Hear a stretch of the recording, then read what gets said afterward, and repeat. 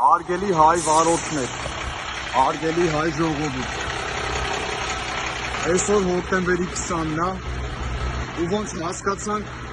ամբողջ պետական ապարատը զբաղված է Վարդան Ղուկասյանի ձերբակալությամբ, այսօր ոչ մեկ ուշադրություն չդարձրեց, ոչ մեկ ոչ մի լուրջ արձագանք չտվեց հայ վարորդների բողոքի ակցիային, ընդամենը պատասխանեցին, որ այդ հարցը փորձում ենք լուծենք, բայց այդ պատասխանը մենք մի շաբաթ առաջ ենք ստացել, ուրեմն ոնց խոստացել էինք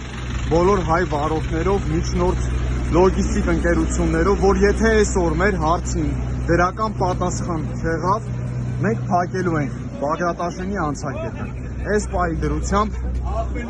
Տավուշի մարզի Բագրատաշենի անցակետը կարելի ասած արդեն փակ է, ոնց խոստացել էինք։ Երևի մեր իշխանությունները ուշադրություն չեն դարձնում հարցի լրջությանը, զբաղված են կամ լայվերով, կամ ստատուսներով, կամ էլ հեծանիվ քշելով։ Մեր հորդորն է պարոն վարչապետին, որ մաքսիմալ ուշադրություն դարձնի այս խնդրանքին։ Բոլոր լրագրողներին խնդրում ենք տարածել այս տեսանյութը, հենց այս պահին նոյեմբերյան այրում խաչմերուկը արդեն կատվածահար եղած է,